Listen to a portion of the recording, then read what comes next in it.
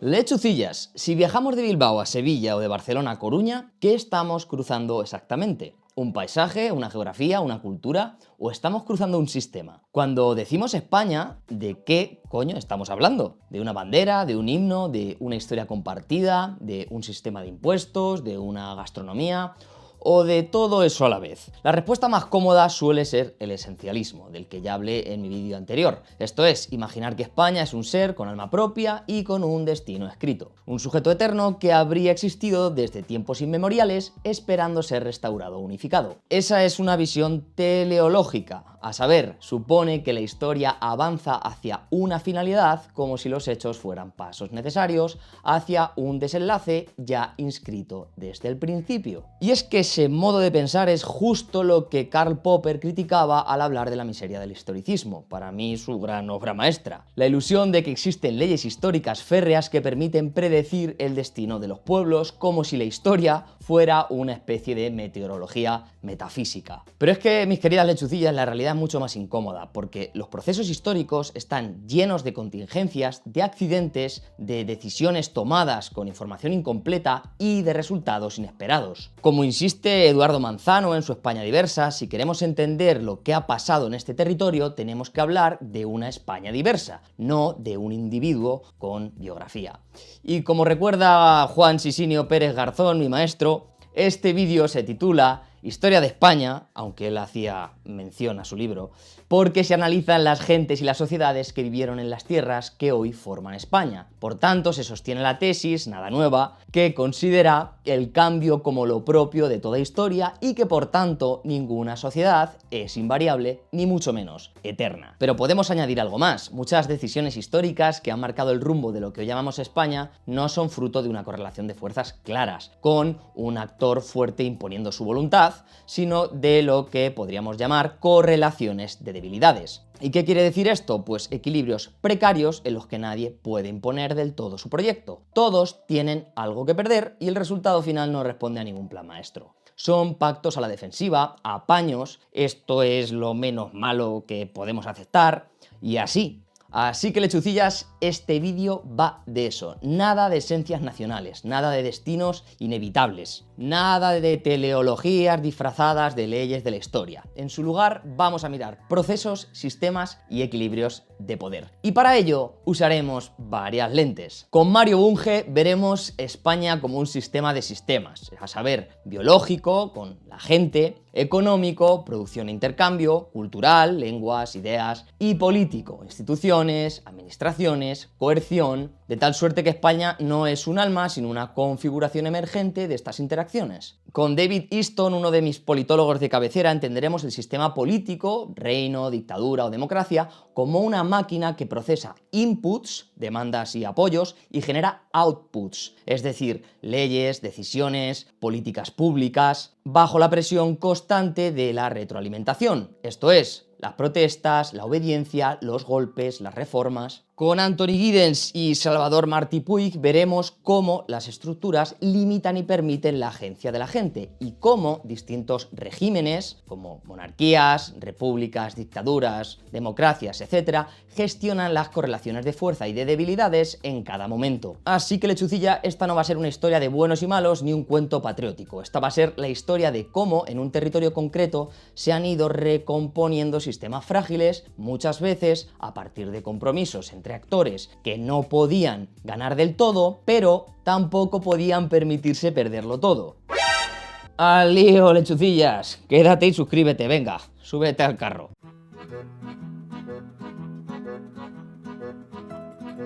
Todo sistema social, diría Bunge, se asienta sobre un entorno material. El de la península ibérica es un entorno de contrastes. Una gran meseta elevada, separada de Europa por los Pirineos y de África por el Estrecho, fragmentada internamente por la cordillera Cantábrica, el sistema central, el Ibérico, Sierra Morena y las Béticas. Ríos como el Ebro, el Duero, el Tajo, el Guadiana y el Guadalquivir articulan cuencas distintas. Las costas atlánticas no se parecen nada a las mediterráneas. Y es que, aunque la geografía no escribe el guión de la historia, marca bastante el escenario, porque esta topografía complica la unidad política y favorece la fragmentación, la diversidad económica, Atlántico versus Mediterráneo, secano versus regadío, y con ello la pluralidad cultural y lingüística. ¿Vamos bien? Seguimos. Y es que, lechucillas, sobre este mapa se superponen distintos sistemas de poder. La romanización es uno de los primeros grandes intentos de imponer una cierta homogeneidad. Calzadas, ciudades, derecho romano, latín. Y aquí entra la teoría de la estructuración de Giddens. Las estructuras, como las leyes, infraestructuras, lengua, no solo limitan, también habilitan. Un comerciante local amplía su radio de acción gracias a la red de calzadas y a la moneda común. Una élite indígena, en cambio, ve recortado su margen frente al gobernador imperial. La misma estructura que abre caminos cierra otros. Seguimos. Hispania fue, en cierto modo, un output de la administración romana. Y lo mismo ocurre con el reino visigodo posterior. Son élites que gobiernan sobre un mosaico diverso. Y ni Roma ni los visigodos generan una unidad sistémica profunda en todo el territorio. Cuando el sistema visigodo, por ejemplo, colapsa en el 711, no se rompe España porque España como sistema político-cultural todavía no había emergido. Lechucillas, aquí no hay una España eterna que se rompe y se recompone. Hay simplemente sistemas que se instalan y colapsan sobre un mismo espacio. Y ahora vamos, lechucillas, a uno de los grandes mitos, la Reconquista. Ojo a esto. La versión escolar nos contaba que una España cristiana preexistente fue invadida en el 711 y pasó 8 siglos reconquistando su ser. No obstante, la historiografía contemporánea, y muy especialmente Eduardo Manzano, ha criticado esta lectura teleológica. La idea de reconquista proyecta hacia atrás una España unitaria que no existía y convierte a los reyes medievales que buscaban poder y tierras en héroes conscientes de un proyecto nacional. Pero lo que de verdad ocurre es otra cosa. Fijaos, en el sur se forma Al-Ándalus, un sistema social, económico y cultural sofisticado conectado con el mundo islámico. En el norte aparecen y se expanden sistemas políticos distintos: León, Castilla, Aragón, Navarra, los condados catalanes. Estos reinos cristianos no están restaurando España, están compitiendo, pactando, guerreando, a veces entre ellos y a veces con poderes musulmanes. ¿Hay cruzadas? Sí, pero también hay alianzas cruzadas. La idea de una guerra continua de 8 siglos es más mito nacionalista que descripción histórica. Y la gente corriente, nuestras antepasadas y nuestros antepasados anónimos, ¿qué hacemos con todo eso? Vale, imaginad, lechucillas, un campesino del siglo XI en una zona de secano de Al-Ándalus. Durante mucho tiempo se habló de un desierto demográfico. Sin embargo, la arqueología muestra un poblamiento intenso. Ese campesino vive dentro de un sistema económico concreto, técnicas de riego, cultivos adaptados, mercados regionales y en unas instituciones propias, de suerte que su vida está marcada por procesos ecológicos y económicos, no por discursos de reconquistar España. Y si aplicamos el modelo de Easton, no vemos un único sistema llamado España en guerra consigo mismo, sino múltiples sistemas políticos compartiendo un mismo espacio. El Califato de Córdoba es un sistema que recibe inputs, es decir, impuestos, demanda de élites urbanas, presiones fronterizas, y produce outputs: administración, obras, leyes, también represión. Los reinos cristianos son otros sistemas con sus propios inputs: necesidad de tierras, conflictos nobiliarios, presión demográfica, y outputs: campañas militares, cartas Puebla para repoblar, privilegios feudales. ¿Lo veis? Son sistemas diferentes interactuando. No hay una teleología, no hay ningún destino España. Hay relaciones de fuerza, de debilidad, de oportunidad que van generando configuraciones nuevas. Seguimos el viaje del tiempo, lechucillas. Fijaos, con la unión dinástica de Isabel y Fernando y la llegada de los Austrias no nace un Estado-nación homogéneo, sino una monarquía compuesta por varios reinos y territorios, a saber, Castilla, Aragón, Nápoles, Flandes, buena parte de Italia, los territorios americanos, que comparten monarca, pero preservan leyes, instituciones y fiscalidades propias. no es España en singular, son las Españas. Y es que este entramado se convierte en un sistema imperial global. Vamos a analizarlo con Easton. Los inputs, la plata de Potosí y Zacatecas, las demandas de misioneros, las presiones del entorno internacional, como el protestantismo, el Imperio Otomano, potencias emergentes como Inglaterra y Holanda. Seguimos las necesidades de las élites castellanas y de los comerciantes de Sevilla. ¿Qué outputs encontramos? Pues guerras casi constantes para sostener la hegemonía y ortodoxia, además de la expansión de la burocracia con consejos, virreinatos, audiencias, decisiones de homogeneización religiosa como la expulsión de los judíos, y el sistema recibe feedback constante. La plata, que parecía un regalo, provoca inflación y debilita la economía castellana. Las guerras llevan a bancarrotas. Los intentos de centralizar, por ejemplo, el de la Unión de Armas, alimentan rebeliones como las de Cataluña y Portugal en 1640. Y ahora con Giddens podemos ver cómo la estructura imperial habilita y limita a la vez. Fijaos, un comerciante sevillano del siglo XVII se enriquece gracias al monopolio americano, pero ese mismo monopolio le prohíbe comerciar libremente con potencias protestantes. La estructura que crea oportunidades también estrangula alternativas. Y fijaos en el patrón, lechucillas. De nuevo, no hay un plan nacional claro, sino una correlación de fuerzas entre monarquía, élites territoriales, iglesia, potencias exteriores y una serie de salidas de emergencia improvisadas sobre la marcha. Seguimos adelante y suscríbete, pajarraca, venga.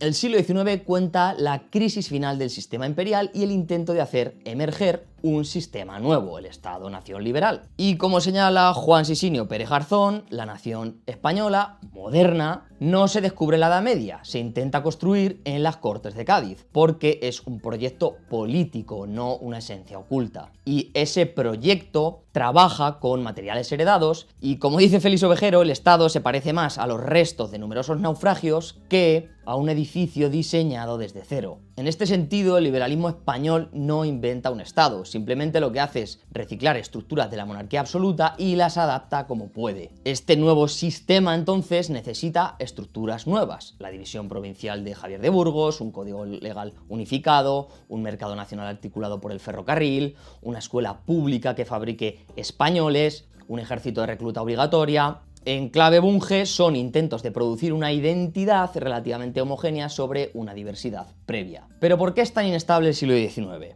Vamos a intentar analizarlo desde la óptica de Easton, a ver qué os parece, lechucillas. Easton te diría que el siglo XIX es inestable porque el sistema liberal no logra estabilizar la relación entre inputs y outputs, puesto que recibe demandas contradictorias. Por un lado, liberales que piden constitución y libertades, por otro, carlistas que defienden el trono, el altar y los fueros. En otro sentido, un ejército que interviene como actor político mediante pronunciamientos, generando así un feedback demoledor, a saber, guerras civiles, constituciones que duran poco, alternancias abruptas. Y así llegamos a 1876 con Cánovas del Castillo diseñando la restauración que parece por fin traer estabilidad. Pero seguimos, vamos más allá. Y es que el sistema canovista es una máquina para domesticar el feedback. No estabiliza procesando bien las demandas, sino controlándolas. Así el rey nombra al gobierno y luego el Ministerio de la Gobernación y los caciques fabrican el resultado electoral. Hay parlamentos, sí, pero la representación está coreografiada. Si miramos este periodo con la lupa de las correlaciones de fuerza, lo que encontramos no es un bloque omnipotente imponiéndose para siempre, sino una correlación de debilidades. De suerte que mientras las élites conservadoras se veían incapaces de volver a la monarquía absoluta,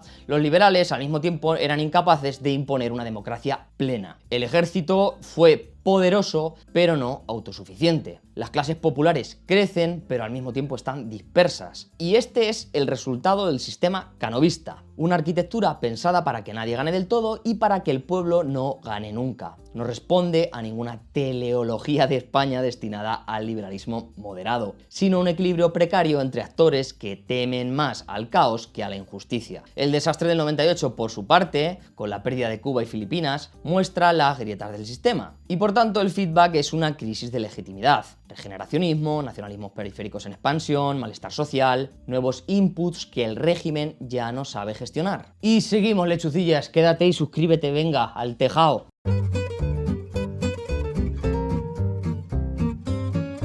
El siglo XX español puede leerse como la incapacidad del sistema de la Restauración para gestionar los inputs de una sociedad que se está modernizando. Movimiento obrero, nacionalismo, republicanismo, nuevas formas de conflicto social y cultural. Santo Juliá describe este siglo como un itinerario de polarización, intentos de modernización y memorias enfrentadas. Veamos tres regímenes clave como sistemas. Primero, la Segunda República, 1931-1936. La Segunda República intenta crear un sistema democrático moderno que abra canales a las demandas sociales, y las demandas llegan todas a la vez. Reforma agraria y justicia social, laicidad y separación Iglesia-Estado, estatutos de autonomía, derechos de las mujeres. Por su parte, el sistema responde con outputs potentes, como la Constitución de 1931, el voto femenino, reformas sociales, Estatuto de Cataluña. El feedback es una polarización extrema. Esos outputs chocan con el rechazo de terratenientes, buena parte de la Iglesia, sectores del ejército y de la derecha. De este modo, el sistema no consigue consolidar una base de apoyo suficiente. Por tanto, las correlaciones de fuerza se vuelven crecientemente explosivas. El golpe de 1936 rompe el circuito.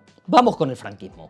El franquismo levanta un sistema autoritario cuyo objetivo es bloquear inputs y exigir obediencia. En términos de Easton, reduce al mínimo las demandas legítimas y fabrica apoyos mediante coerción, propaganda y clientelismo. Instituciones como la democracia orgánica o el sindicato vertical simulan participación, pero están diseñadas para que el flujo vaya de arriba a abajo. Son, pues, canales de output disfrazados de input. Un sistema tan rígido no se adapta por feedback interno. Aplasta protestas, censura, encarcela. Lo que lo fuerza a cambiar es el entorno. La necesidad de integrarse en la economía internacional, de atraer turismo, inversión exterior, mano de obra migrante. Todo eso empuja al régimen a liberalizar la economía en los años 60. El output del desarrollismo es una transformación social profunda, nuevas clases medias, proletariado urbano, expansión de la educación, del consumo y de los medios de comunicación. Esa nueva sociedad ahora genera demandas de libertad y participación que el sistema no puede canalizar. Así, el colapso llega tras la muerte del dictador, pero el desgaste sistémico ya estaba muy avanzado. Vamos con la transición.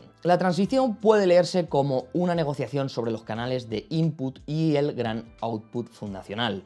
Veréis, lechucillas, las élites reformistas del franquismo y la oposición democrática pactan la apertura de nuevos canales. Esto es, partidos, sindicatos, elecciones libres y una nueva norma básica, la Constitución de 1978. Y como ya sabréis, lechucillas, esa Constitución intenta diseñar un sistema capaz de procesar la diversidad territorial, el estado de las autonomías y las demandas sociales, el Estado social y democrático de derecho, buscando un feedback de legitimidad suficiente para estabilizar el régimen. Y es que a veces se presenta la transición como un plan maestro ejecutado a la perfección, pero si miramos las correlaciones de fuerza, se parece más a una correlación de debilidades, como ya han dicho otros historiadores. La oposición democrática no tiene fuerza para derrocar al régimen por la vía insurreccional. En este sentido, las élites franquistas no pueden perpetuar indefinidamente la dictadura sin coste internacional y sin riesgo interno. Por su parte, el ejército sigue siendo un actor de veto. Al mismo tiempo, Europa observa y presiona. La sociedad está cansada. La Constitución de 1978, con sus ambigüedades, es el resultado de ese equilibrio, un compromiso entre miedos cruzados y capacidades limitadas. No la realización de un destino histórico, sino un pacto defensivo para evitar males mayores. Y es que en este orden de cosas lo que vemos otra vez no son héroes omnipotentes, sino actores limitados que pactan porque no pueden imponerse del todo. Pero seguimos. La España que sale de la transición entra en la Unión Europea y en la globalización. Entra, como diría Giddens, en la alta modernidad.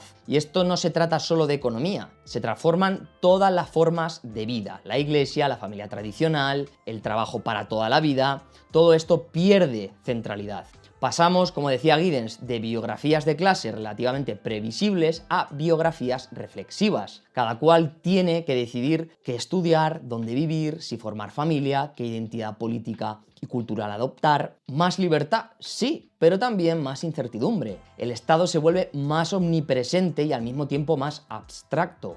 Hacienda, Seguridad Social, Padrón, bases de datos, sistemas digitales. Es la vigilancia administrativa que describe Giddens, una supervisión cotidiana de la población para gestionarla y no solo para reprimirla. En este contexto, el sistema político del régimen del 78 entra en una crisis múltiple que Salvador Martí Puig ha analizado con detalle. Si lo miramos con Easton, vemos cómo se acumulan inputs difíciles de procesar. Input económico, crisis de 2008, desempleo masivo, recortes, precariedad. Surgen demandas intensas de protección social y castigo a la corrupción. Input sociopolítico, el 15M. El 15M no pide una ley concreta, cuestiona los propios canales de representación. El no nos representan señala que el sistema ha bloqueado o distorsionado los inputs ciudadanos. Input territorial, el procés catalán. El conflicto en Cataluña es un input existencial, porque discute los límites del sistema, su diseño territorial, su legitimidad histórica, etc. Al tiempo que reactiva los viejos conflictos centro-periferia, pero en un contexto nuevo. ¿Y cómo responde el sistema? Pues con outputs que reconfiguran el mapa político. El fin del bipartidismo, la aparición de nuevos partidos como Podemos, Ciudadanos, luego Vox. No son marcianos, lechucillas, son formas organizadas de demandas que no encontraban salida en el esquema anterior. El resultado, hasta hace poco, pues ha sido un sistema mucho más fragmentado, polarizado, pero probablemente más fiel a esa España diversa que veíamos con Manzano y Sisinio. Distintas memorias, identidades, intereses y territorios conviviendo bajo el mismo marco. Entonces, lechucillas, aquí vemos de nuevo lo que Popper nos advertía. El hecho de que no hay leyes que garanticen el futuro de España, lo que hay son tensiones, cambios tecnológicos, crisis económicas, decisiones políticas, el factor del azar en la historia, que lo ha estudiado muy bien Nassim Taleb, y sistemas que pueden adaptarse o colapsar. Así que, lechucillas, si miramos la España de hoy no vemos un alma eterna. Vemos un sistema complejo y abierto, un sistema que es el resultado emergente en el sentido de Bunge de siglos de interacciones, conflictos, acuerdos y naufragios. Vemos estructuras que se han ido sedimentando. Estos romanos, huellas andalusíes, burocracias imperiales, la malla provincial liberal, la Constitución de 1978 y al mismo tiempo vemos la agencia de millones de personas que cada día generan nuevos inputs, es decir, demandas, apoyos, conflictos, que el sistema político trata de procesar con mayor o menor éxito. Así que, desde este enfoque, la historia de España deja de ser la biografía de un sujeto con destino y se parece más a lo que Popper defendía frente al historicismo, un proceso abierto plagado de consecuencias no previstas. De suerte que no hay una teleología que garantice que España deba existir ni que vaya a existir siempre. Lo que hay son sistemas que emergen y colapsan y correlaciones de fuerza y debilidades que en cada momento hacen posibles unas instituciones y no otras. Por eso la pregunta útil no es ¿qué es España en esencia o el problema de España?, sino qué sistemas, qué instituciones, qué relaciones y qué experiencias de la gente corriente han hecho posible y están haciendo posible hoy lo que llamamos España. Y ahora, lechucillas, os lanzo el input a vosotras. ¿Dónde veis en vuestra vida diaria esos inputs de demanda y esos outputs de decisión? ¿Qué correlaciones de fuerza o de debilidades creéis que están marcando hoy el rumbo del sistema en el que vivimos? Dejadlo en los comentarios, que ahí es donde este sistema emergente llamado el despertar de Minerva también se reconfigura. Y como siempre digo, si este vídeo os ha gustado, dadle un buen like, lechucillas, compartidlo con vuestro compañero o compañera habitual de debates, que ayuda un montón al canal, y suscribiros, lechucillas. Hay mucha lechucilla, estoy viendo, yo veo las ratios y digo, hay un montón de lechucillas que ven los vídeos, pero luego no son lechucillas. Haceros lechucillas, venid al club de las lechucillas, que no pasa absolutamente nada y nos portamos muy bien. Si aquí, como decía mi abuela, nos comemos todo y no rompemos nada, de nada. Nos vemos al alba, lechucillas.